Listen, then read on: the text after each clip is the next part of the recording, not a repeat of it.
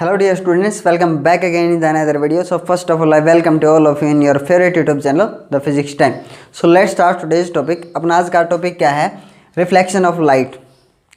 Reflection of light from curved surfaces. कौन से surfaces? Curved surfaces. यानी कि कौन सा मिरर लेके चलेंगे हम? स्फेरिकल मिरर्स पढ़ेंगे आज. ठीक है. एज यू नो मिरर कितने टाइप का होता है? ठीक है ना. मिरर के बारे में हम पढ़ चुके हैं. मिरर पता है आपको क्या होता है? मिरर जिसको क्या बोलते हैं हम? दर्पण. हिंदी में क्या बोला जाता है? दर्पण, आईना, जिसमें आप अपना सुंदर सा मुखड़ा देखते हो, दैट इज कॉल्ड मिरर, दर्पण. ओके. सो मिरर्स जो होते हैं वो कितने टाइप के होते हैं? सबसे पहले मिरर के टाइप मैं आपको बता दूं, फिर आप स्फेरिकल मिरर समझ जाओगे अपने आप. ठीक है. मिरर कितने टाइप के होते हैं? तो मिरर दो टाइप के होते हैं भाई. एक पहला कौन सा टाइप है? Plane mirrors. ठीक है, प्लेन मिरर्स. और दूसरा क्या है? Spherical mirrors.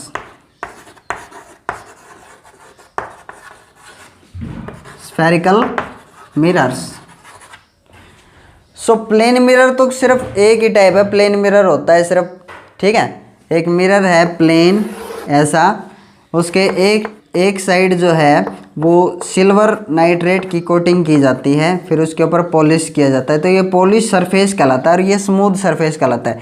जिधर हम अपना फेस चेहरा देखते हैं वो क्या कहलाता है? Smooth surface. और दूसरी साइड क्या कहलाती है? पॉलिश्ड सरफेस या rough surface.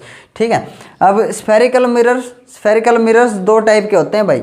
Spherical mirrors also है टू टाइप्स.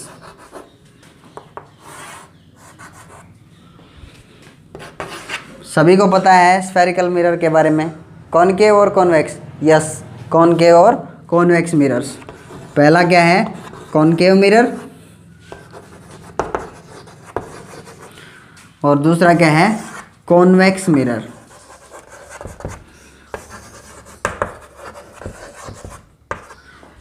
अभी तक बच्चे क्या सोचते थे? ये सोचते थे स्फेरिकल मिरर्स जो हैं वो दो टाइप के होते हैं, कॉनकेव मिरर और कॉन्वेक्स मिरर. मिरर के अगर टाइप पूछ ली जाए ना बच्चों से तो सीधे सीधे क्या बोलेंगे? सर हमारे को पता है मिरर दो टाइप के होते हैं, कॉनकेव मिरर और कॉन्वेक्स मिरर. लेकिन आपको पता होना चाहिए मिरर जो है उसके दो टाइप हैं, प्लेन मिरर और स्फेरिकल मिरर्स. और स्फेरिकल मिरर के ही दो टाइप कहलाएंगे ये, कॉनकेव और कॉन्वेक्स. ओके. सो कॉनकेव मिरर और कॉन्वेक्स मिरर के बारे में हम पढ़ेंगे. प्लेन मिरर के बारे में हम पढ़ चुके हैं कि प्लेन मिरर में इमेज का फॉर्मेशन कैसे होता है. ठीक है. आपको जैसा दिखाई दे रहा है कि एक प्लेन मिरर अगर आप चूज करते हो तो प्लेन मिरर में इमेज फॉर्मेशन कैसे होगा? एक ऑब्जेक्ट है कोई, उससे एक रे अगर 90 डिग्री पे स्ट्राइक करेगी तो 90 डिग्री पे ही वापस क्या आ जाएगी? रिफ्लेक्ट होके आ जाएगी. बड़े ऑब्जेक्ट के लिए अगर देखें हम हैं जैसे, या फिर यहाँ पे आपको क्या दिखाई दे रहा है कि एरो दिखाई दे रहा है, उसके लिए आप क्या कंसीडर करोगे कि एक 90 डिग्री पे अगर स्ट्राइक करेगी एक लाइट रे, अगर उसके चोटी से 90 डिग्री पे गई तो वापस उसी डायरेक्शन में रिफ्लेक्शन होगा. किसी एंगल से टकराई, एंगल आई और एंगल आर क्या होंगे? इक्वल होंगे. पता है आपको? जिस एंगल से स्ट्राइक की उसी एंगल से वापस रिफ्लेक्ट होगी. ऐसे ही बॉटम से जिस एंगल से स्ट्राइक की उसी एंगल से रिफ्लेक्ट होगी. और जब हमारी आई इनको बैक ट्रेस करेगी तो पीछे वर्चुअली मीट कर जाएंगी ये लाइन्स. तो ये इमेज कैसी बनती है ये बात हम पढ़ चुके हैं. ये प्लेन मिरर्स में इमेजेस जो बनती हैं वो वर्चुअल इमेजेस होते हैं. हम अपना फेस देखते हैं, सारी की सारी इमेजेस कैसी होती हैं? वर्चुअल इमेजेस बनती हैं. और प्लेन मिरर के बारे में हम बहुत कुछ पढ़ चुके हैं. अगर आप पहले वाला वीडियो देखना चाहते हो, इसका introduction video reflection of light का, तो ऊपर आई बटन में आप क्लिक कर सकते हो, वहाँ पर आपको ये वीडियो मिल जाएगा. तो मैं क्या कह रहा था कि प्लेन मिरर्स में इमेज जो हैं उनकी फॉर्मेशन हम पढ़ चुके हैं. प्लेन मिरर्स में यूजेज हम पढ़ चुके हैं. ठीक है. तो प्लेन मिरर्स जो होते हैं उनके बारे में काफ़ी चीज़ें हम पढ़ चुके हैं. तो इस वीडियो में हम किसके बारे में पढ़ने जा रहे हैं? स्फेरिकल मिरर्स के बारे में. प्लेन मिरर में हम पढ़ चुके हैं कि जो इमेज बनेगी वो कैसी होगी? वर्चुअल इमेज होगी, इरेक्ट होगी, सीधी होगी. ठीक है ना, उल्टी नहीं होगी. वर्चुअल इमेज हमेशा कैसी बनेगी? इरेक्ट. अगर हम अपना फेस देखते हैं तो हम बिल्कुल सीधे दिखाई देते हैं. लेटरल इन्वर्जन होगा वगैरह वगैरह, वो हम इंट्रोडक्शन में पढ़ चुके हैं. और हम ये भी पढ़ चुके हैं कि जितना डिस्टेंस ऑब्जेक्ट का होगा, क्या समझ में आया कि प्लेन मिरर में ऑब्जेक्ट जितने डिस्टेंस पे आगे रखा होगा उतने ही डिस्टेंस में अंदर इमेज बनेगी। ठीक है, तो ये फॉर्मेशन सारी चीज़ें हम पढ़ चुके हैं, सो वो वीडियो आप देख लेना। आज हम पढ़ेंगे spherical mirrors. Spherical mirrors, concave mirror and convex mirror. Concave mirror क्या होता है, देखो कॉनकेव मिरर क्या होता है, कॉनकेव गुफा, केव क्या समझे आप, गुफा टाइप। एक को याद रख लो, दूसरा अपने आप याद रह जाएगा। देखो ऐसा समझिए आप, आपके घर में जो टी स्पून है, चम्मच है, वो क्या है, इधर वाली साइड, अंदर वाली साइड, वो क्या है, कॉनकेव। ठीक है, और उसको आप ऐसा पकड़ के देखते हो तो उस टाइम पे वो क्या है, कॉन्वेक्स साइड। ओके, याद रह जाएगा। एक साइड याद रख लो, कॉनकेव ऐसे अंदर की तरफ धंसा हुआ हो जिसका रिफ्लेक्टिंग सरफेस, वो क्या है, कॉनकेव मिरर। और जो दूसरा उल्टा कर लो आप उसको, तो वो क्या है, कॉन्वेक्स मिरर। देखो इधर क्या है, रफ सरफेस, और इधर क्या है, स्मूथ सरफेस। ये है रफ सरफेस, इसका रफ सरफेस, और इधर रिफ्लेक्टिंग सरफेस या फिर स्मूथ सरफेस आप समझ सकते हो। स्मूथ सरफेस या रिफ्लेक्टिंग सरफेस जिसमें अपना चेहरा देख लेते हैं हम। ठीक है, तो ये कॉनकेव मिरर होता है। अब कॉन्वेक्स मिरर क्या होता है, जिसका रिफ्लेक्टिंग सरफेस हमारी तरफ उभरा हुआ हो। उधर वाला तो क्या है, रफ सरफेस, रफ सरफेस, और इधर वाला क्या है, स्मूथ सरफेस। स्मूथ सरफेस जिस पे अपना चेहरा देख लेते हैं हम, that is called smooth surface. तो ये स्मूथ सरफेस बोला जाएगा या फिर रिफ्लेक्टिंग सरफेस, इधर वाला। सीधे सीधे आप समझ सकते हो कॉनकेव मिरर और कॉन्वेक्स मिरर, बहुत इजी है समझना। सिर्फ एक याद रख लीजिए कि आपके जो घरों में चम्मच है उसका अंदर की साइड धंसा हुआ जो भाग है वो क्या है, कॉनकेव साइड बोला जाएगा। कॉनकेव क्या बोला जाएगा, कॉनकेव। ओके, और अगर आप ऐसे करके अपना चेहरा देखते हो चम्मच में, तो आप कौन सा सरफेस, कौन सा उसका साइड देख रहे हो, कॉनकेव साइड आप देख रहे हो। ठीक है ना, और उसी चम्मच को अगर आप ऐसे करके देखते हो तो वो क्या है, कॉन्वेक्स साइड बोली जाएगी। ठीक है, तो मैंने आपको बता दिया है। अब ये कॉनकेव और कॉन्वेक्स किसके हिस्से हैं, एक बार देखो, इनके बारे में पढ़ते हैं, कॉनकेव एंड कॉन्वेक्स मिरर्स।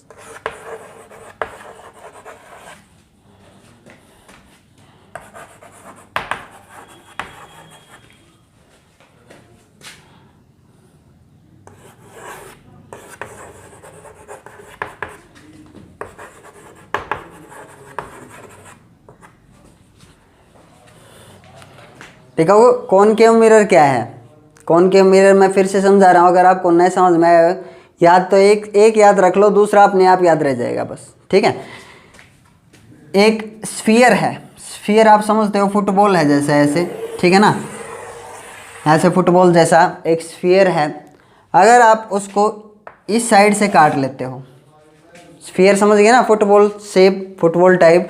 अगर आप इतना हिस्सा अगर काट लेते हो और इधर पेंट कर देते हो आप, इसका रफ सरफेस बन जाएगा। ये पॉलिश कर दिया आपने, इसके ऊपर पेंट कर दिया, तो ये रफ सरफेस कहलाएगा। कौन सा सरफेस कहलाएगा, ये रफ सरफेस,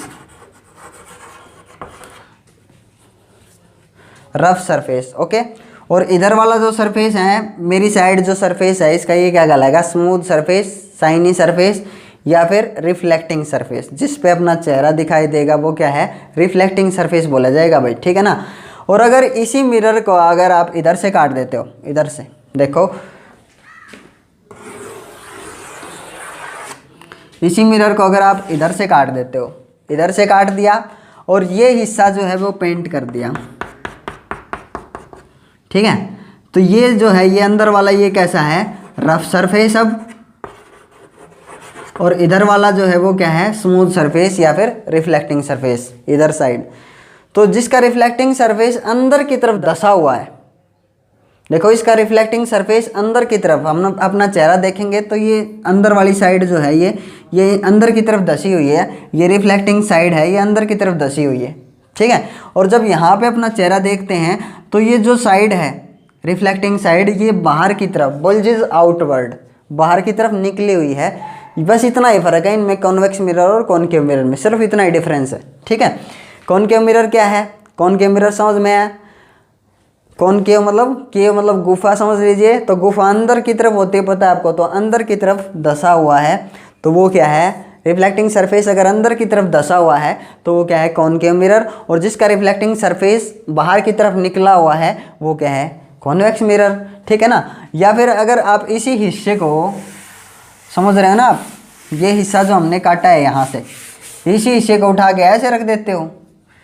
अगर आपने इसी हिस्से को ऐसे उठा के ऐसे रख दिया, समझ में, इसी हिस्से को ऐसे पलट दो और अब दूसरी साइड पेंट कर दो, इस साइड पेंट कर दो, अंदर वाली साइड जो है, जो हमने अंदर साइड ले रखी थी पहले, ये रिफ्लेक्टिंग सरफेस था अपना अंदर वाला।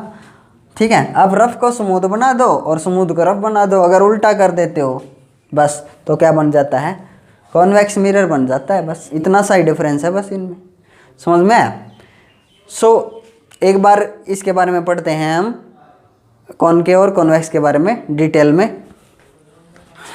सो कॉनकेव मिरर आपको पता है ये ऐसा होगा, ठीक है ना, ऐसा होगा। इधर कौन सा सरफेस होगा, रफ सरफेस, और इधर अंदर वाली साइड कौन सा सरफेस होगा, रिफ्लेक्टिंग सरफेस या फिर स्मूथ सरफेस। ओके। सो जब आप इसको कंप्लीट कर देते हो ऐसे, आपको पता है ये किसी स्फीयर का हिस्सा है, समझ में है ना, आपको पता है ये पूरा जो है इतना, ये किसी स्फीयर का हिस्सा है, तो हम इसको ऐसे कंप्लीट कर देंगे, ऐसे कंप्लीट हो गए।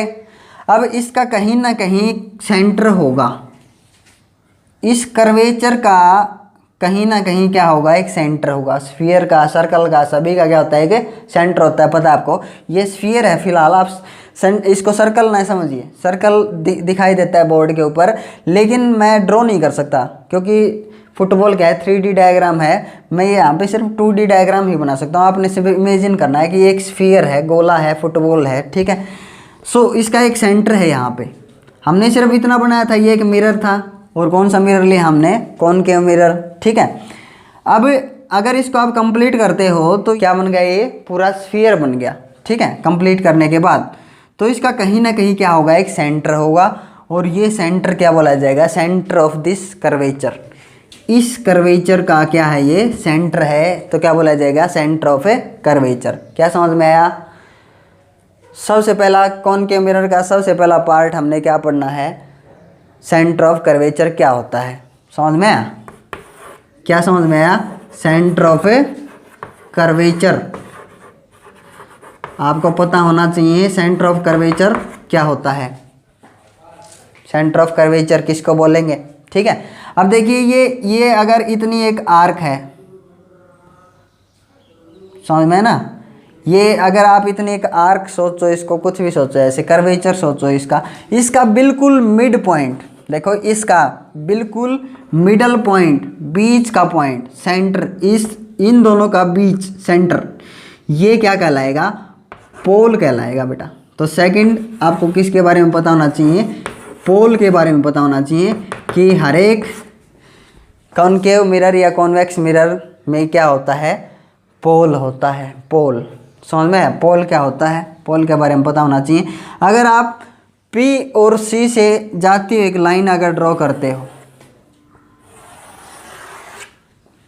पोल से और C से जाने वाली एक लाइन अगर सीधी ड्रॉ करी आपने, तो वो क्या बोला जाएगा, प्रिंसिपल एक्सिस बोला जाएगा। क्या बोला जाएगा, प्रिंसिपल एक्सिस बोला जाएगा। तो थर्ड किसके बारे में पता होना चाहिए आपको, प्रिंसिपल एक्सिस क्या होता है,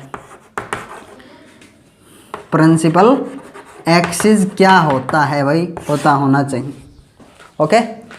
अगला क्या है, ये यहाँ से यहाँ तक मैंने बता दिया था ना, रेडियस ऑफ कर्वेचर है, यहाँ से पोल से ये जो लेंथ है, ये जो डिस्टेंस आपको दिखाई दे रहा है, रेडियस ऑफ कर्वेचर R बोला जाएगा, R से डिनोट करेंगे इसको, ठीक है। अब रेडियस ऑफ कर्वेचर का बिल्कुल बीच में अगर ये मान लीजिए रेडियस ऑफ कर्वेचर 20 सेंटीमीटर है, क्या याद रखना है, अगर रेडियस ऑफ कर्वेचर 20 सेंटीमीटर है तो बिल्कुल यहाँ से इधर चलो 10 सेंटीमीटर पे, 10 सेंटीमीटर पे आपको क्या मिलेगा, फोकस। क्या समझ में आया, सेंटर ऑफ कर्वेचर से पोल तक जो डिस्टेंस है वो तो क्या बोला जाएगा, रेडियस ऑफ कर्वेचर। इस कर्वेचर की क्या है भाई, ये रेडियस, पता है आपको दिखाई दे रहा है, इस कर्वेचर के लिए इतनी क्या है, ये रेडियस, तो रेडियस ऑफ कर्वेचर बोला जाएगा। समझ में ना। तो ये radius of curvature centre of curvature, ये सारी चीज़ें आपको पता होनी चाहिए। सेंटर ऑफ कर्वेचर क्या है और पोल से यहाँ तक का डिस्टेंस क्या बोला जाएगा, रेडियस ऑफ कर्वेचर। तो रेडियस ऑफ कर्वेचर के बारे में भी आपको पता होना चाहिए, रेडियस ऑफ कर्वेचर। ओके, सो बिल्कुल मिड पॉइंट, बिल्कुल बीच में क्या होगा, फोकस होगा, एक पॉइंट जिसको आप एफ से डिनोट करोगे। और यहाँ से यहाँ तक जो लेंथ है वो क्या बोली जाएगी, फोकल लेंथ बोली जाएगी। पोल से लेकर फोकस तक जो लेंथ है वो क्या बोली जाएगी, फोकल लेंथ बोली जाएगी। समझ में आ गया ना। हाँ, सो एक पॉइंट और जिसके बारे में आपको पता होना चाहिए, that is called focal length. Okay, अब कई बच्चे समझ नहीं पाते सर ये फोकस है क्या, सर ये फोकस क्या है। तो भाई आगे आपको समझ में आ जाएगा कि फोकस क्या है। ठीक है, ये पॉइंट सी और पी के बीच का एक मिड पॉइंट क्या बोला जाएगा, बीच का पॉइंट क्या होगा, फोकस होगा। और पोल से यहाँ तक का जो डिस्टेंस है वो इसकी क्या बोली जाएगी, फोकल लेंथ बोली जाएगी। तो फोकस और फोकल लेंथ, इनके बारे में भी आपको पता होना चाहिए। फोकस क्या होता है, ठीक है, फोकल लेंथ क्या होती है, ठीक है।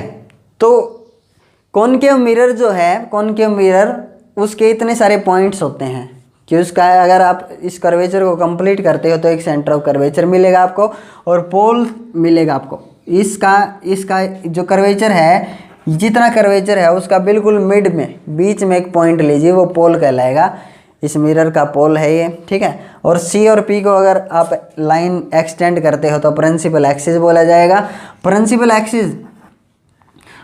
एक्सिस है ये। प्रिंसिपल एक्सिस के ऊपर सी और पी पे बिल्कुल मिड में, सी और पी के बिल्कुल बीचों बीच क्या होगा, एक पॉइंट फोकस होगा, ठीक है। और जो लेंथ होगी वो क्या बोली जाएगी, वहाँ से पोल से वहाँ तक की जो लेंथ है वो फोकल लेंथ बोली जाएगी। तो समझ में है ना, इसकी आधी क्या होती है, फोकल लेंथ होती है। आगे आपने याद भी रखना है और 12th क्लास में हम ये प्रूव भी करेंगे कि focal length is equal to half of the radius of curvature. फिलहाल आपको याद रखना है, आपको प्रूव नहीं करना है, इस चीज़ को प्रूव नहीं करना है, सिर्फ याद रखना है। क्या कहा है मैंने, सिर्फ आपको याद रखना है focal length is half of the radius of curvature, आधी होगी। रेडियस ऑफ कर्वेचर की आधी क्या होगी, फोकल लेंथ होगी, बस। या फिर इतना समझ लीजिए, radius of curvature is equal to क्या लिखा जा सकता है, 2f। ये भी लिखा जा सकता है कि रेडियस ऑफ कर्वेचर जो है वो फोकल लेंथ की कितनी होती है, डबल होती है, बस। समझ में है ना। तो ये हमने प्रूव नहीं करना है अभी, ये हम 12th क्लास में जाके प्रूव करेंगे, सिर्फ आपने याद रखना है, ठीक है। तो मैं एक बार वापस आता हूँ कि इस पॉइंट को फोकस क्यों कहा गया, कई बच्चों ने पूछा हुआ है। तो इस पॉइंट को फोकस इसलिए कहा गया क्योंकि जितने भी पैरेलल रे अगर डालते हैं, पैरेलल रे किसके पैरेलल, प्रिंसिपल एक्सिस के। देखो ये प्रिंसिपल एक्सिस है आपका, इसके पैरेलल जो भी रे डालते हैं वो फोकस से गुजरती है, फोकस पे जाके मीट करती है। जितनी भी पैरेलल हम डालते हैं, पैरेलल रे किस केस में, कॉनकेव के केस में, तो ये सारी की सारी कहाँ पे मीट करती हैं, एक खास पॉइंट के ऊपर मीट करती हैं, एक विशेष पॉइंट के ऊपर ये कुछ शो करती हैं, दिखा रही हैं। तो हमने क्या कहा, ये एक पॉइंट को क्या कर रही हैं, फोकस कर रही हैं, इसलिए इसको क्या कहा गया, फोकस कहा गया। समझ में, जितनी भी रे हैं वो एक पार्टिकुलर पॉइंट को शो कर रही हैं, इंडिकेट कर रही हैं, दर्शा रही हैं उसको। तो हमने क्या कहा कि सारी की सारी रे अगर पैरेलल टू प्रिंसिपल एक्सिस आती हैं तो एक पार्टिकुलर पॉइंट पे ही क्या करती हैं, फोकस करती हैं कि यहाँ है कुछ, यहाँ है कुछ। तो वो हमने क्या नाम दे दिया, उस पॉइंट को फोकस नाम दे दिया। समझ में है ना, इसलिए फोकस कहा गया है इसको। It is all about concave mirror, radius of curvature, सब कुछ सारे जितने पॉइंट थे हमने क्लियर कर दिए। हाँ, कॉनकेव मिरर में क्या होता है, फोकस होता है, रेडियस ऑफ कर्वेचर होता है। तो क्या कॉन्वेक्स मिरर में भी होता है क्या, हाँ, कॉन्वेक्स मिरर में भी रेडियस ऑफ कर्वेचर सारी चीज़ें होती हैं, देखेंगे हम उनको भी, ठीक है। कॉनकेव मिरर क्या होता है, कॉनकेव मिरर ये होता है अपना, ठीक है। मैंने आपको बताया इसका मिड पॉइंट क्या कहलाएगा, पोल कहलाएगा। अब इसको अगर आप कंप्लीट करते हो तो कहीं ना कहीं इसका क्या होगा, सेंटर ऑफ कर्वेचर होगा, ठीक है। और सी से और पी से एक लाइन एक्सटेंड करते हो आप, गुजारते हो, तो वो क्या बोला जाएगा? प्रिंसिपल एक्सिस बोला जाएगा। ओके, और यहाँ पे सी और पी का मिड पॉइंट क्या होगा? फोकस होगा, हमेशा याद रखना है आपने, ठीक है, फोकस। अब देखो इसके बारे में, अगर एक पैरेलल लाइन अगर जाती है parallel to the principal axis, एक लाइट रे अगर गिराए हैं हम parallel to the principal axis, तो वो एक खास पॉइंट में से गुजरेगी जिसको हमने क्या नाम दिया हुआ है? फोकस। समझ में आया? तो रियलिटी में एक लाइन गई है लाइट रे वाली, इंसिडेंट रे बोल सकते हैं, और ये क्या है? Reflected ray. इंसिडेंट रे और ये क्या है? अपनी रिफ्लेक्टेड रे। समझ में आया ना? हाँ, तो रियलिटी में गई हैं और रियलिटी में मीट कर रही हैं, रियलिटी में फोकस के ऊपर काट रही हैं एक दूसरे को, तो ये क्या बोला जाएगा? इसका फोकस। कॉनकेव मिरर के केस में फोकस कैसा है? रियल फोकस बोला जाएगा भाई, क्योंकि रियलिटी में मीट करते हैं यहाँ पे, इसलिए ये फोकस कैसा है? रियल फोकस है इसका। कॉन्वेक्स मिरर के केस में देखो,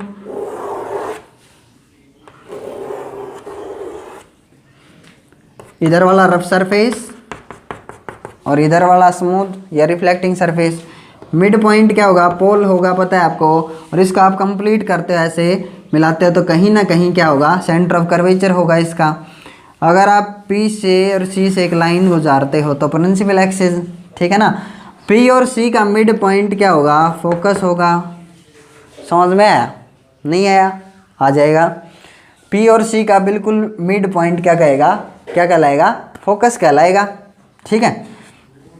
पी और सी का मिड पॉइंट क्या कहलाएगा? फोकस कहलाएगा। समझ में आया? अब देखो, अगर कुछ रे अगर हम ड्रॉ करते हैं इसके ऊपर, एक रे ऑफ लाइट हमने ड्रॉ की parallel to the principal axis, principal axis के पैरेलल यहाँ पे लाइट रेज ड्रॉ की हमने, लाइट रेज ऐसे जा रही हैं parallel to the principal axis, क्या होगा? ये क्या करेगा? ऐसे डाइवर्ज करेगा भाई, ऐसे मोड़ देगा इनको। समझ में आ रहा है आपको? सो रियलिटी में तो गई हैं और रिफ्लेक्ट होके देखो बिखर गई हैं, ऐसे बिखर गई हैं, डाइवर्ज कर दिया इन्होंने। तो रियलिटी में तो ये अब काटने से रही, रियलिटी में तो एक दूसरे को नहीं काटेंगी, तो क्या होगा? वर्चुअली मीट करेंगी, पीछे ऐसे वर्चुअली मीट करेंगी।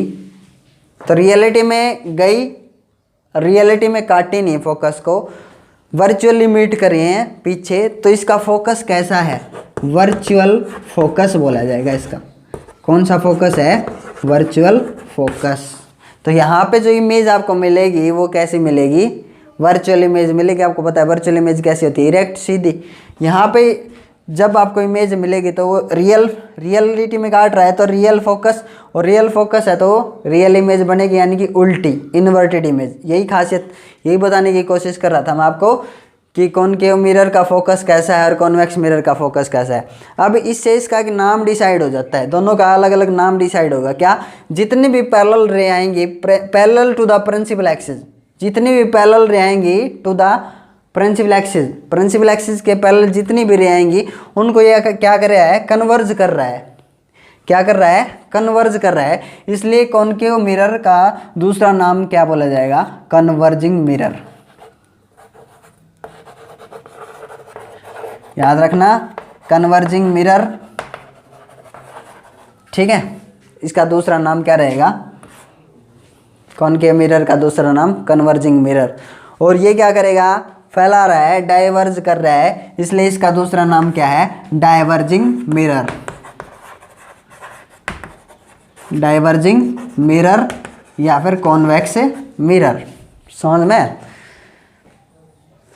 अब कॉनकेव मिरर के बारे में पढ़ेंगे। पहले कॉनकेव मिरर में ऑब्जेक्ट को कहाँ कहाँ रखे तो कैसी कैसी इमेज हमारे को मिलती है, उसके बाद कॉन्वेक्स मिरर के बारे में पढ़ेंगे।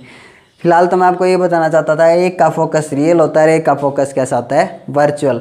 एक से जो आपको इमेज, फोकस पे जो आपको इमेज मिलेगी रियल इमेज मिलेगी, और यहाँ पे कौन सी इमेज मिलेगी?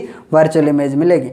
तो पहले हम कॉनकेव मिरर के बारे में पढ़ेंगे कि अगर कहाँ कहाँ हम ऑब्जेक्ट को रखते हैं इसके सामने, वहाँ इमेज कैसी मिलती है हमारे को।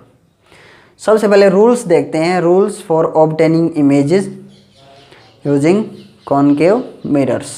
देखो क्या पढ़ना है, rules for obtaining images. Rules क्या क्या हैं, एक इमेज ऑब्टेन करने के लिए, इमेज प्राप्त करने के लिए क्या क्या रूल होंगे। तो सबसे पहले आपको रूल्स का पता होना चाहिए। कौन सा मिरर यूज कर रहे हैं हम, कॉनकेव मिरर। ओके, आपको पता है इसका मिड पॉइंट क्या कहलाएगा, पोल। और इसको अगर आप कंप्लीट करते हो ऐसे तो कहीं ना कहीं इसका सी होगा, सेंटर ऑफ कर्वेचर। और सी और पी को अगर आप एक्सटेंड करते हो तो प्रिंसिपल एक्सिस बोला जाएगा ये। ठीक है, तो पहला रूल क्या है, फर्स्ट रूल क्या है, अगर कोई ray parallel to the principal axis आती है, एक रे आई parallel to the principal axis, कहाँ से होके गुजरेगी, फोकस में से, याद रखना, फोकस में से होके गुजरेगी। समझ में, अगर एक ray parallel to the principal axis आएगी तो कहाँ से होके गुजरेगी, फोकस में से होके गुजरेगी। समझ में, हाँ, फोकस में होके गुजरेगी।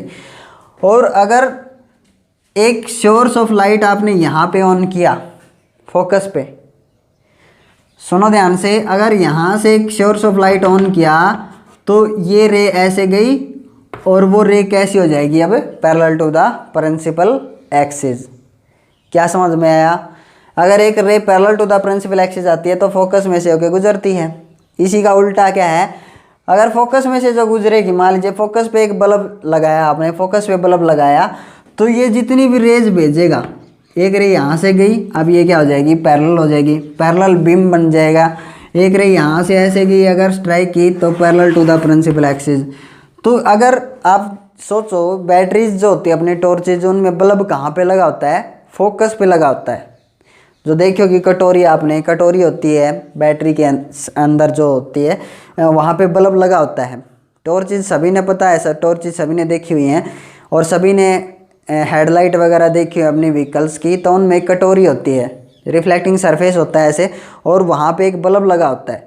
अगर वो कटोरी नहीं होगी ना, प्लास्टिक की होती है वो कटोरी, जो शाइनी चमकती हुई दिखाई देती है आपको हेडलाइट्स में, तो अगर वो नहीं होगी तो बल्ब जो है वो पैरेलल बीम ऑफ लाइट नहीं भेज पाएगा।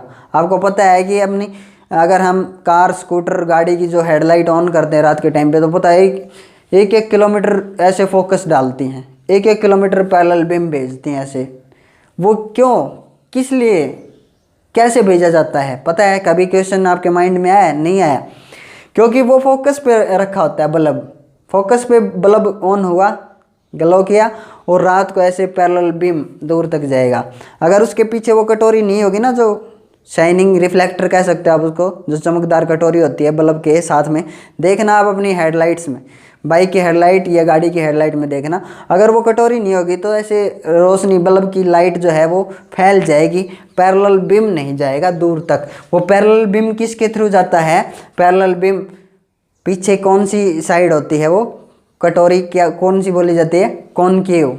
ठीक है ना, पीछे कॉनकेव मिरर लगा होता है, आप ये कह लो सही। ओके, समझ में आया? तो ऐसे पैरेलल बीम ऑफ लाइट भेजती है वो, फोकस पे अगर बल्ब रखा होगा तो। समझ में आया? हाँ। तो पहला रूल क्या था, अगर एक ray parallel to the principal axis जाएगी, फोकस में से गुजरेगी। दूसरी रे अगर फोकस में से जाएगी तो वो क्या हो जाएगी, पैरेलल हो जाएगी टू द प्रिंसिपल एक्सिस। ठीक है, अब तीसरा रूल देखो, थर्ड रूल क्या है, थर्ड रूल ये है, अगर कोई रे सेंटर ऑफ कर्वेचर में से जाएगी तो वापिस उसी डायरेक्शन में क्या हो जाएगी, रिफ्लेक्ट हो जाएगी। देखो, अगर कोई रे सेंटर ऑफ कर्वेचर में से जाएगी, मान लीजिए अगर कोई रे सेंटर ऑफ कर्वेचर में से जाएगी, ये गई सेंटर ऑफ कर्वेचर में से, तो उसी डायरेक्शन में वहीं से पार हो जाएगी, जिस डायरेक्शन में गई उसी डायरेक्शन में रिफ्लेक्ट हो के आएगी। ऐसा क्यों सर, ऐसा क्यों हुआ? तो भाई इसका आंसर क्या है, देखिए हमने क्या पढ़ा था कि अगर प्लेन मिरर है आपके पास, एक प्लेन मिरर में अगर आप 90 डिग्री पे स्ट्राइक करवाते हो, एक लाइट रे 90 डिग्री पे गई तो 90 डिग्री पे ही वापस आती है। तो यहाँ तो सर, यहाँ प्लेन मिरर वाला और 90 डिग्री वाला क्या चक्कर है? तो भाई जो सेंटर ऑफ कर्वेचर में से जो लाइट रे जाएगी ना, वो उस मिरर के 90 डिग्री पे टकराती है। अगर यहाँ पे टेंजेंट ड्रॉ करो आप, टेंजेंट क्या देता है आपको, डायरेक्शन देता है, पता है, टेंजेंट ऑफ सर्कल ड्रॉ करो आप अगर, तो यहाँ पे ये, यहाँ पे कितने एंगल पे टकराएगी, 90 डिग्री पे टकराएगी। और 90 डिग्री पे जो टकराती है वो 90 डिग्री पे क्या हो जाती है, रिफ्लेक्ट हो जाती है। इसलिए सेंटर ऑफ कर्वेचर से जाने वाली लाइट रे 90 डिग्री पे टकराती है और 90 डिग्री पे ही वापस क्या हो जाती है, रिफ्लेक्ट हो जाती है। बस इतना याद रखना है, जो सी में से जाएगी वो वापस उसी डायरेक्शन में रिफ्लेक्ट हो जाएगी, सी में से ही वापस गुजर जाएगी। समझ में है ना? नहीं आया तो देख सकते हो। मान लीजिए ये एक सर्कल है, ठीक है ना, ये सी है, इसका सी सेंटर ऑफ कर्वेचर। कहीं से भी आप, कहीं से भी रेडियस कहीं से भी ड्रॉ करो आप, कहीं भी चारों ओर कहीं भी आप रेडियस ड्रॉ करते हो सी से, ये सी है सेंटर इसका, तो आप कहीं पे भी आपने पढ़ा हुआ है, अगर टेंजेंट ड्रॉ करते हो आप, टेंजेंट ड्रॉ करते हो आप, तो ये रेडियस टेंजेंट के ऊपर क्या होती है, 90 डिग्री पे होती है बेटा। यही बात है जो आपने समझनी है कि सर सी में से जाने वाली लाइट रे क्यों रिफ्लेक्ट हुई, सी में से ही वापस क्यों गई। तो भाई अगर आप सर्कल देखो या स्फीयर देखो, वहाँ सेंटर ड्रॉ करो और सेंटर से ये क्या है, रेडियस, सेंटर से आप कोई भी लाइन ऐसे ड्रॉ करते हो, सेंटर से ड्रॉ किया आपने, तो वो वहाँ पे कितने एंगल पे स्ट्राइक करेगी, वो 90 डिग्री पे स्ट्राइक करेगी। इसलिए 90 डिग्री पे स्ट्राइक करती है और वापस सी में से गुजर जाती है। तो ये 3 रूल हो गए। अब ना चौथा रूल क्या है, फोर्थ रूल देखो। फोर्थ रूल क्या है, फोर्थ रूल ये कहता है, क्या कहता है, अगर एक रे किसी एंगल से पोल पे स्ट्राइक कर रही है, टकरा रही है, मान लीजिए एंगल है 20 डिग्री, एंगल आई, समझ में आया, तो उसी एंगल से क्या होगी, रिफ्लेक्ट होगी। क्या समझ में आया? एंगल आर भी क्या होगा, सेम होगा, एंगल आई के इक्वल होगा। एंगल आई और एंगल आर क्या होंगे, इक्वल होंगे। कोई लाइट रे अगर 10 डिग्री पे स्ट्राइक की पोल के ऊपर, तो 10 डिग्री से ही क्या हो जाएगी, रिफ्लेक्ट हो जाएगी। बस ये है, ठीक है। ये हैं rules for obtaining image formed by concave mirror.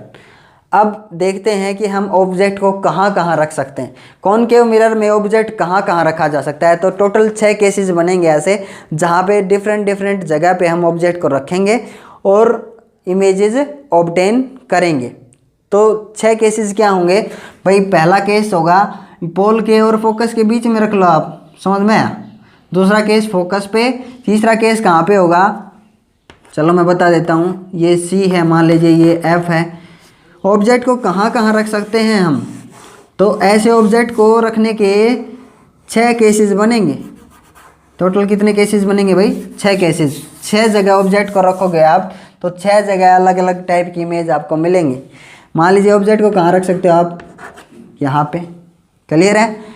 पोल और फोकस के बीच में रख सकते हो, पहला केस तो ये होगा। दूसरा केस कहाँ पे, आप फोकस पे रख सकते हो, समझ में। तीसरा केस फोकस और सेंटर ऑफ कर्वेचर के बीच में रख सकते हो, 3 केस हो गए। चौथा केस सी पे रख सकते हो आप, समझ में। पांचवा केस इन्फिनिटी और सी के बीच में रख सकते हो, और छठा केस क्या है, एट इन्फिनिटी, समझ में ना। ऐसे टोटल 6 जगह, अलग अलग 6 जगह ऑब्जेक्ट रखा जाएगा अगर, तो अलग अलग इमेजेस हमारे को ऑब्टेन होंगी। तो वो कैसी मिलेंगी हमारे को, तो देखते हैं अभी। देखो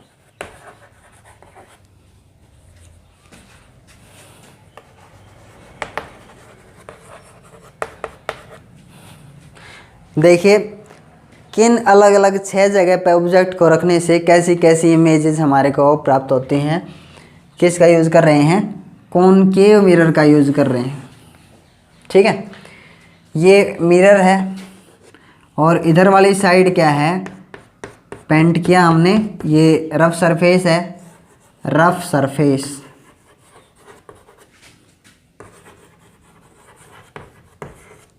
और इधर वाला जो साइड है वो स्मूथ सरफेस है, या फिर रिफ्लेक्टिंग सरफेस भी बोल सकते हैं हम, रिफ्लेक्टिंग सरफेस या फिर स्मूथ सरफेस, ठीक है। अभी आपको पता है ये वाला पॉइंट, मिड पॉइंट क्या होगा, पोल होगा इसका P। और अगर इसको आप ऐसे कंप्लीट मिलाते हो तो कहीं ना कहीं इसका क्या होगा, सेंटर ऑफ कर्वेचर भी होगा, ठीक है। और C से और P से एक लाइन को अगर आप मिलाते हो तो वो क्या कहलाएगा, प्रिंसिपल एक्सिस कहलाएगा। थोड़ा सा ठीक करता हूँ मैं इसको, क्या कहलाएगा ये, प्रिंसिपल एक्सिस। ओके, अब ऑब्जेक्ट को हम सबसे पहले कहाँ पे रखेंगे? तो फोकस और पोल के बीच में। तो फोकस कहाँ है? सी और पी का बिल्कुल मिड पॉइंट क्या होगा? फोकस होगा, बता रखा है मैंने आपको। ठीक है, तो सबसे पहले किधर से चलेंगे? मान लीजिए आप इधर से चलो, पोल वाली साइड से। बिटवीन ऑब्जेक्ट को कहाँ पे रखोगे? पोल और फोकस के बीच में। पहला केस क्या है? ऑब्जेक्ट इज प्लेस्ड, ऑब्जेक्ट को रखा गया है कहाँ पे? Between pole and focus. Okay, यहाँ पे ऑब्जेक्ट को रख दिया आपने। ठीक है, अब देखो रूल क्या है? रूल ये है, अगर इससे कोई रे अगर पैरेलल आएगी, क्या समझ में आया? अगर कोई ray parallel to the principal axis आई, एक ray parallel to the principal axis आई, तो उसको कहाँ से होकर गुजरना पड़ेगा? फोकस में से। बता रखा है ना? हाँ, बस वही रूल यहाँ पे अप्लाई होंगे। सो एक रे अगर parallel to the principal axis गई तो फोकस में से गुजरी। ठीक है, अगर एक रे 90 डिग्री पे अगर स्ट्राइक कर गई, मान लीजिए एक रे अगर 90 डिग्री पे स्ट्राइक कर जाती है यहाँ ऐसे, तो 90 डिग्री पे स्ट्राइक करी तो वापस उसी डायरेक्शन में क्या होगी? रिफ्लेक्ट होगी। और कहाँ से होकर गुजरेगी? सेंटर ऑफ ए कर्वेचर में से। समझ में आया ना? हाँ, तो देखो रियलिटी में तो ये एक दूसरे को काटेंगी नहीं कभी। देखो क्या आती जा रही है, चौड़ी चौड़ी चौड़ी, ब्रॉडर ब्रॉडर ब्रॉडर। तो हमारी आई लगा के हम देख लेते हैं। हमारी आई इनको क्या करती है? बैक ट्रेस करती है और इनको पीछे मिलाएगी ऐसे। जहाँ पे भी मिलाएगी वर्चुअली दोनों काट जाएंगी, वहीं पे क्या बन जाएगी? इमेज बन जाएगी। सो ये क्या है? ए बी ऑब्जेक्ट है और ए डैश बी डैश क्या मिल गई आपको? इमेज मिल गई। समझ में है ना? दो ही रूल लगाने आपने हर जगह, हर एक के। तो आप ये पैरेलल वाला तो हर जगह लगेगा ही लगेगा। एक रे अगर parallel to the principal axis निकली ऑब्जेक्ट के हेड से, सिर से, तो वो फोकस में से होकर गुजरेगी। दूसरी रे आप कौन सा भी रूल अप्लाई कर सकते हो दूसरी रे का, कि अगर पोल से स्ट्राइक करेगी। देखो अगर पोल से स्ट्राइक करती ना किसी एंगल पे, तो उसी एंगल पे क्या होती? रिफ्लेक्ट होती। पता है आपको? और ये हमारी आई बैक ट्रेस करेगी। ठीक है, इन दोनों को बैक ट्रेस करेगी और यहीं पे इमेज बनाएगी जहाँ पे बनी हुई ऑलरेडी। तो आपने सिर्फ दो रूल अप्लाई करने। कौन से भी दो रूल, चाहे आप सेंटर ऑफ कर्वेचर वाला लगा लीजिए या फिर पोल वाला लगा लीजिए। समझ में? कोई दो रूल अप्लाई करने आपने, और एक रूल तो हर एक में अप्लाई होगा ही होगा। कोई एक ray parallel to the principal axis ले जाओ और उसको फोकस में से गुजार दो, बस। एक रूल तो हर टाइम पे अप्लाई करना ही करना है। समझ में?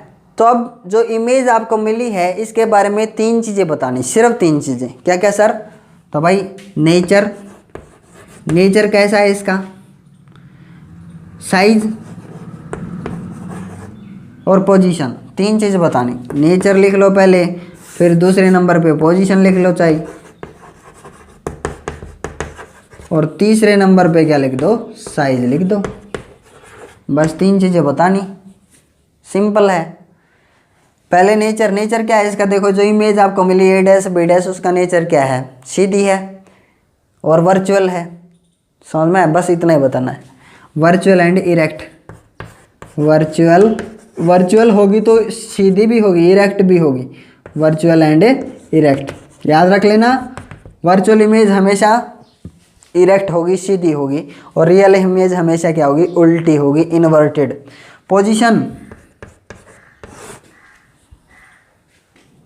पोजीशन क्या लिखे इसकी? तो भाई आपको दिखाई दे रहा है बिहाइंड द मिरर, मिरर के अंदर है ये, तो बिहाइंड द मिरर लिख दो। Behind the mirror. Okay. Size क्या दिखाई दे रहा है आपको? साइज क्या दिखाई दे रहा है? ऑब्जेक्ट छोटा है कि बड़ा है इमेज से? ऑब्जेक्ट छोटा है और इमेज क्या है? बड़ी है। तो इमेज का साइज जो है यहाँ पे बड़ा है, तो आप क्या लिख सकते हो? लार्जर देन ऑब्जेक्ट लिख सकते हो। लार्जर देन ए ऑब्जेक्ट, ऑब्जेक्ट से बड़ा है साइज इमेज का, इसलिए लार्जर देन ऑब्जेक्ट लिख दो या फिर मैग्नीफाइड लिख दो, एक ही वर्ड। मैग्नीफाइड का मतलब भी क्या समझा जाएगा, बड़ा। लार्जर देन ऑब्जेक्ट, इमेज कैसी मिली आपको, larger than size of A object. Okay, पहला केस हो गया। अब दूसरा केस, इस ऑब्जेक्ट को आप कहाँ पे रखोगे, इसी ऑब्जेक्ट को हम खिसका के कहाँ पे ले आए, फोकस पे ले आए।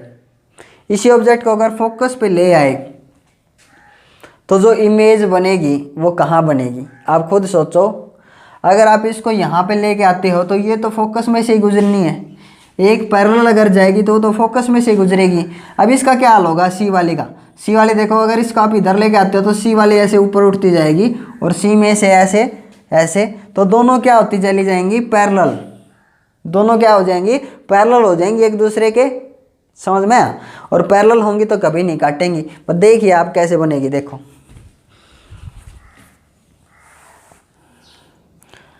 सेकंड केस क्या है अपना, सेकंड केस क्या है, object is placed on focus या एट ए फोकस। फोकस पे रखा है हमने, अब ऑब्जेक्ट को फोकस पे ले आए, समझ में आया। हाँ, तो एक रूल तो वही रहेगा, अगर एक रे पैरेलल जाएगी टू द प्रिंसिपल एक्सिस, देखो प्रिंसिपल एक्सिस के पैरेलल है तो उसको किधर से होके गुजरना पड़ेगा, फोकस में से।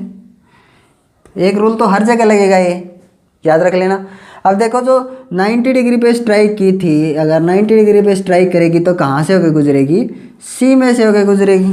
दिखाई दे रहा है आपको, समझ में। अगर आप बिल्कुल स्केल से एक्यूरेट मिलाओगे नोटबुक के ऊपर तो बिल्कुल ऐसे आपको पैरेलल लाइंस ऑब्टेन होंगी और ये दोनों लाइंस क्या चलेंगी, पैरेलल चलती जाएंगी, पैरेलल चलती जाएंगी।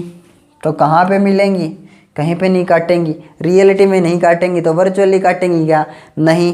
पीछे भी नहीं काटेंगी, पीछे भी ऐसे ही क्या चलेंगे, एक दूसरे के पैरेलल चलेंगी। तो इमेज कहाँ पे बनेगी सर, तो भाई इसका आंसर क्या है, इमेज बनेगी इन्फिनिटी पे। कह देंगे कहाँ पे मिल जाती हैं, इन्फिनिटी में मिल जाती हैं ये। तो इमेज बनेगी, ऑब्जेक्ट जब फोकस पे होगा तो उसकी इमेज बनेगी इन्फिनिटी पे, याद रख लेना। अब इन्फिनिटी पे ये रियलिटी में जाके इन्फिनिटी पे रियलिटी में बना रही हैं, रियलिटी में गई है, ये रिफ्लेक्ट होकर रियलिटी में आई है और रियलिटी में इन्फिनिटी पे इमेज बनी है। तो भाई वही तीन चीज़ें बतानी इमेज के बारे में कि नेचर कैसा, पोजीशन कहाँ, साइज क्या, बस। तो नेचर समझ में आया, रियल, रियल है, रियल, रियल होगी तो क्या होगी, उल्टी। नेचर में क्या लिखना है, रियल एंड इन्वर्टेड। क्या लिखना है, real and inverted. Okay, position, position बताइए। तो भाई इन्फिनिटी पे बताया मैंने, तो कहाँ पे बनेगी, इन्फिनिटी पे बनेगी image, at infinity. Okay, size बताइए। साइज में बहुत ज़्यादा बच्चे कंफ्यूज होते हैं यहाँ पे, साइज कैसा होगा, बड़ा छोटा कैसा। तो भाई ऑब्जेक्ट फोकस पे रखा हुआ है तो बहुत छोटा है ऑब्जेक्ट, समझ में आया, बहुत छोटा, क्लियर है। और जब उसकी इमेज इन्फिनिटी पे बनती है तो याद रख लेना, इन्फिनिटी पे बहुत बहुत बड़ी इमेज बनेगी। साइज क्या होगा, बहुत ज़्यादा बड़ा। तो उसको क्या लिखा जाएगा, मैग्नीफाइड नहीं, हाईली मैग्नीफाइड। याद रख लेना, हाईली मैग्नीफाइड, हाईली मैग्नीफाइड। दो केस हैं, ये एक दूसरे के उल्टे होंगे, पहले बता देता हूँ, याद रख लेना। अगर फोकस पे ऑब्जेक्ट रखा है, जैसे बल्ब है अपना, फोकस पे छोटा सा है, ठीक है, और देखो आप बहुत दूर तक जाके वो क्या बनाता है, इन्फिनिटी पे इमेज बनाता है, हम ये कहते हैं। तो उसका साइज़ देखो कितना बढ़ जाता है, बहुत बड़ा हो जाता है। तो इन्फिनिटी पे उसका साइज़ क्या हो जाता है, हाईली मैग्नीफाइड, बहुत बड़ा, ठीक है ना। और जब इन्फिनिटी पे कोई पेड़ है, कोई पौधा है, पेड़ पौधा जो अगर इन्फिनिटी पे होगा तो आपको पता है पेड़ का साइज़ क्या होता है, बड़ा होता है। और जब उसकी इमेज, इसका उल्टा बता रहा हूँ मैं, इसका उल्टा, जब उसकी इमेज बनेगी तो कहाँ पे बनेगी, फोकस पे। और फोकस पे इमेज क्या होगी, बहुत छोटी। तो इन्फिनिटी पे ऑब्जेक्ट क्या होगा, बहुत बड़ा। और इमेज फोकस पे अगर बनी तो फोकस पे इमेज कैसी होगी, बहुत छोटी। तो उसको क्या लिखना है, हाईली डिमिनिश्ड। डिमिनिश्ड का मतलब छोटा, हाईली डिमिनिश्ड मतलब बहुत छोटा, समझ में। कि पेड़ देखो कितना बड़ा है इन्फिनिटी पे, अगर कोई पेड़ है, कोई पोल है, इलेक्ट्रिक पोल, तो वो बहुत बड़ा है और उसकी इमेज यहाँ पे क्या बनेगी, बहुत छोटी, हाईली डिमिनिश्ड। बस इतना याद रखना है आपने। वो केस करेंगे हम अभी, इन्फिनिटी वाला भी करेंगे। 2 केस हो गए। अब थर्ड केस क्या है? थर्ड केस में हम इसको कहाँ पे रखेंगे? ऑब्जेक्ट को सी और एफ के मिड में, बीच में। देखो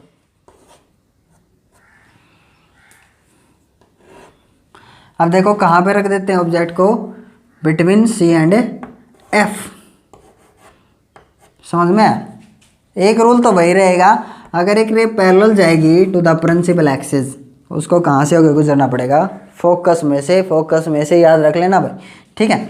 और अगर एक रे 90 डिग्री पे अगर टकराई, मान लीजिए इसको थोड़ा सा एक्सटेंड कर दें इधर, ठीक है, थोड़ा सा एक्सटेंड कर दो ताकि अच्छा लगे दोनों साइड। अगर एक 90 डिग्री पे अगर स्ट्राइक की तो वो वापस कहाँ से होकर गुजरेगी? 90 डिग्री पे ही। तो 90 डिग्री पे मतलब सी में से। समझ में आया? दोनों का एक्सटेंड करो, जहाँ पे भी काट जाती हैं वहाँ पे क्या बना दो? इमेज बना दो। तो ये ए बी क्या है? ऑब्जेक्ट है। रियलिटी में काट रही हैं तो रियलिटी में इमेज कैसी बनेगी? रियल और इन्वर्टेड, उल्टी। समझ में आया? तो ये क्या है? ए डैश बी डैश, ये क्या मिली आपको? इमेज मिली। मैंने बताया था अगर रियलिटी में गई, रियलिटी में वापस आई, रिफ्लेक्ट हो गई, रियलिटी में काट गई तो रियल इमेज बनानी है। और रियल इमेज कैसी दिखा दो? उल्टी, इन्वर्टेड। तो नेचर बताना है, कैसा नेचर है जो इमेज आपको मिली यहाँ पे? Real and inverted.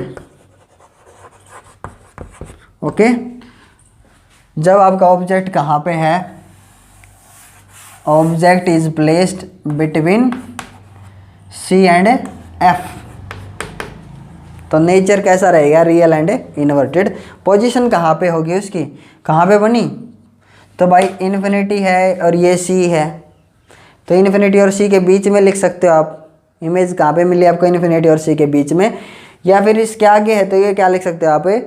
In front लिख सकते हो, या इसके परे है ये लिख सकते हो beyond of centre of curvature, beyond of C भी लिख सकते हो आप, बियॉन्ड ऑफ सी। ओके, आपकी मर्जी है कौन सा भी लिख सकते हो तीनों में से। अब देखो साइज क्या है इसका? ऑब्जेक्ट छोटा है और इमेज बड़ी है। बहुत बड़ी नहीं है, बड़ी है, बस इतना पता है आपको, तो लिख दो मैग्नीफाइड। इमेज का साइज बड़ा है, मैग्नीफाइड लिख दो, ग्रेटर देन ऑब्जेक्ट लिख दो। समझ में आया? ठीक है। अब थर्ड केस तो हो गया अपना, ये तीसरा केस था। अब फोर्थ केस करेंगे हम, ऑब्जेक्ट को रखेंगे सी पे। देखो ये सी है, अब सी के ऊपर रखते हैं हम अपने ऑब्जेक्ट को, ठीक है। एक तो रूल वही रहेगा, मैंने आपको 1000 बार बताया, एक तो रूल वही रहेगा, कोई रेप अगर parallel to the principal axis जाती है तो फोकस में से होकर गुजरना पड़ेगा, फोकस में से आएगी वापस। क्लियर है? सेकंड रूल क्या था? सेकंड रूल देखो 90 डिग्री वाला तो लगेगा नहीं, अब या सी में से गुजारेंगे हम, वो लगा लो चाहे, कोई दिक्कत नहीं है। लेकिन वो इतना ठीक नहीं रहेगा क्योंकि यहाँ पे सी पे ऑलरेडी रखा और सी में से ही वापस गुजार रहे हैं हम, तो इतना ठीक नहीं लगेगा।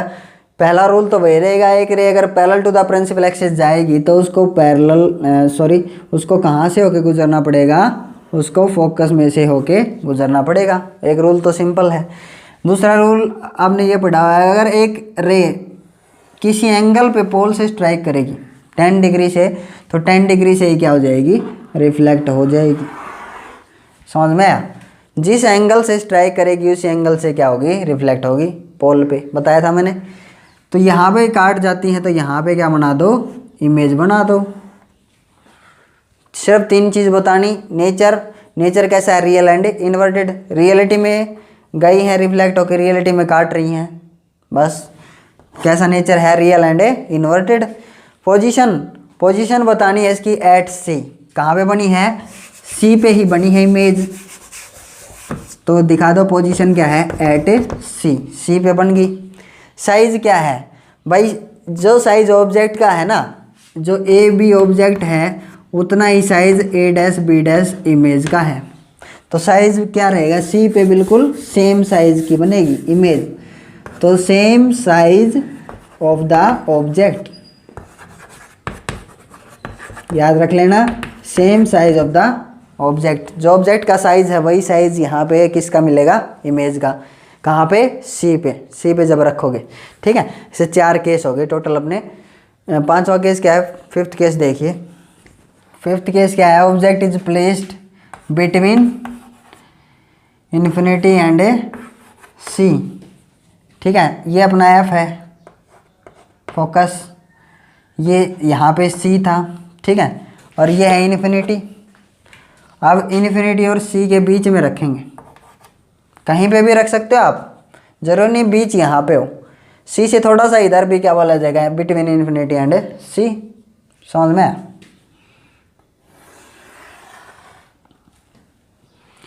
पहला रूल वही रहेगा, कोई रे अगर parallel to the principal axis जाती है तो वो कहाँ से गुजरेगी, फोकस में से गुजरेगी। पहला रूल सेम रहेगा भाई, फोकस में से होके गुजरेगी, ठीक है।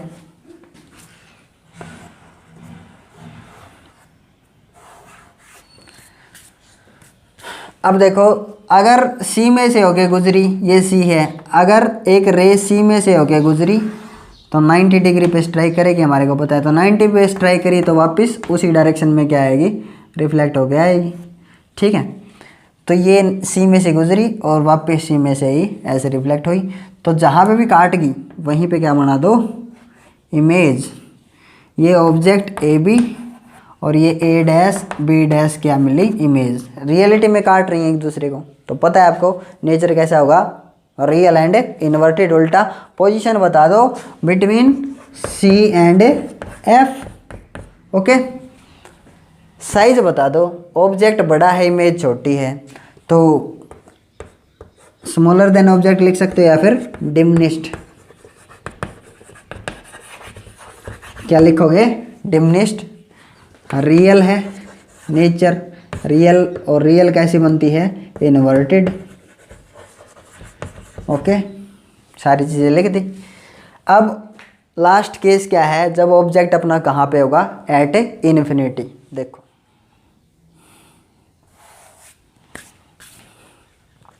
देखो ऑब्जेक्ट कहाँ पे रखा हमने, object is placed at infinity. Object कहाँ पे है, बहुत दूर, इन्फिनिटी। तो इन्फिनिटी पे कोई ऑब्जेक्ट जो होता है उससे आने वाली रेज क्या होती हैं, पैरेलल, ऑलमोस्ट क्या होती हैं, parallel to the principal axis होती हैं भाई, याद रख लेना, ठीक है। कोई पेड़ है, कोई भी चीज़ है जो बहुत दूर है, तो उससे आने वाली रेज क्या होती हैं, parallel to the principal axis, ठीक है। तो ये ऐसे आई और ऐसे स्ट्राइक की, ऐसे आई और यहाँ पे स्ट्राइक की। रियलिटी में आई हैं, रियलिटी में रिफ्लेक्ट होके एक दूसरे को काट रही हैं, मीट कर रही हैं एक पॉइंट पे। तो यहाँ पे रियलिटी में काट रही हैं, तो रियल इमेज दिखा दो उल्टी, छोटी सी, छोटा सा तीर का निशान उल्टा दिखा दो। तो नेचर, अब जो इमेज बनी है यहाँ पे मैंने बता दिया था पहले ही आपको, नेचर कैसा है, रियल एंड इन्वर्टेड। रियल है और इन्वर्टेड। पोजीशन कहाँ है उसकी, पोजीशन एट फोकस। कहाँ पे बनी है, फोकस पे बनी है भाई, तो एट फोकस लिख दो बस, एट ए फोकस।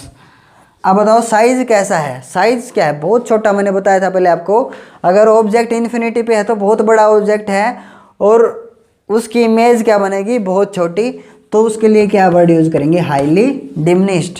हाईली डिमिनिश्ड मतलब बहुत छोटी, ठीक है ना।